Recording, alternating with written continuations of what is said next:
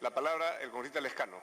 Presidente, el Parlamento Nacional hoy día tiene que insistir en la norma aprobada hace semanas atrás, porque los argumentos de la observación del Ejecutivo son absolutamente deleznables, inconsistentes, no tienen ninguna argumentación jurídica, colegas, para dejar sin efecto la norma aprobada por el Parlamento Nacional que protege los intereses nacionales. La primera argumentación, distinguidos colegas, es que a Petroperú no se le puede dar mayor responsabilidad para que explote el lote 192, porque está encargado de la modernización de Talara, de la refinería de Talara. ¿Qué observación de carácter jurídico es esta?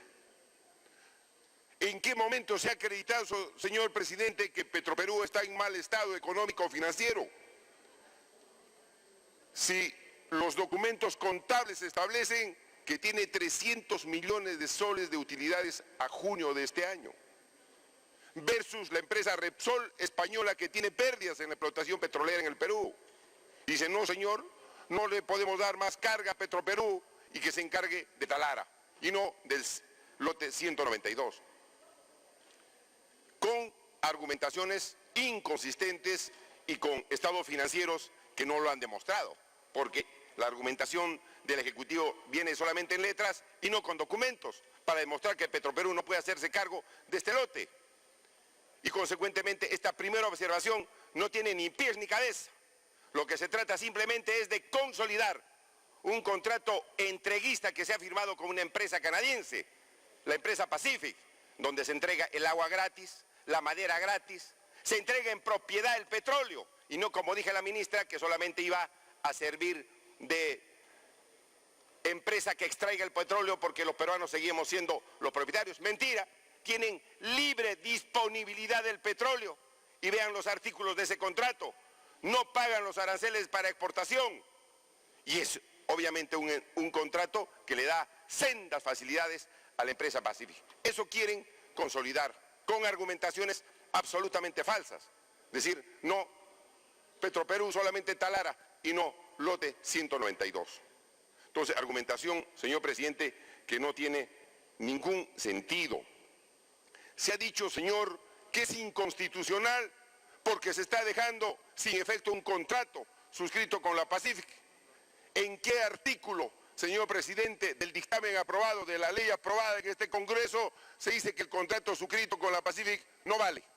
Está anulado, que se deja sin efecto, que está resuelto, que está rescindido. En ninguna parte, señor presidente, se dice que se deje sin efecto ese contrato. Simplemente se dice, señor, autorizar a Perú Petro suscribir contratos con Petroperú. Y eso tiene que ver las circunstancias, el momento y las condiciones que tienen que hacerse esos contratos. Y te tendrá que observar y cumplir Perú Petro lo que dicen las normas para suscribir esos contratos. Pero no se toca el contrato suscrito, un contrato suscrito en condiciones anormales, de convulsión social, porque ya sabían los señores que Loreto no quería que se suscriba con Pacific el contrato de explotación para el lote 192. Cuando había protestas en este Congreso y había protestas en Loreto, y en esas condiciones suscribían ese contrato. Jurídicamente, señor, incluso ese contrato es inefectivo.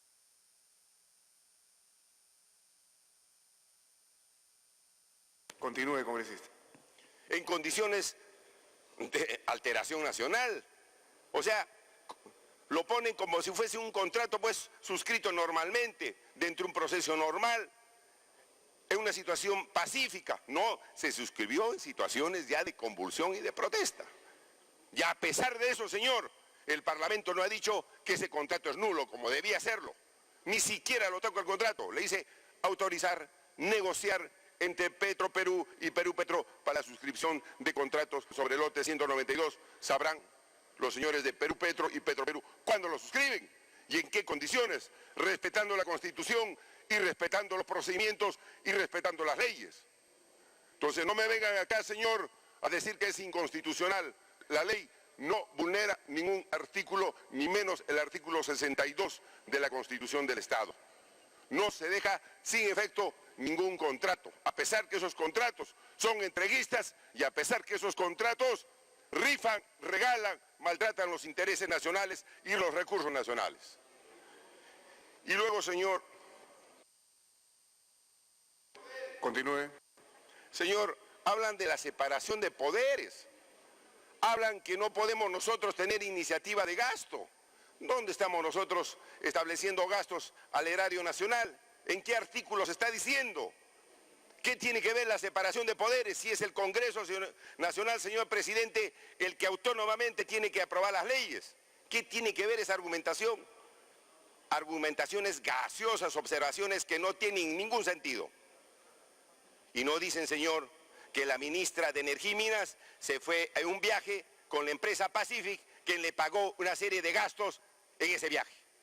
Con lo cual había una incompatibilidad tremenda en el cumplimiento de sus funciones. Y en esas condiciones le suscriben el contrato a la empresa Pacific.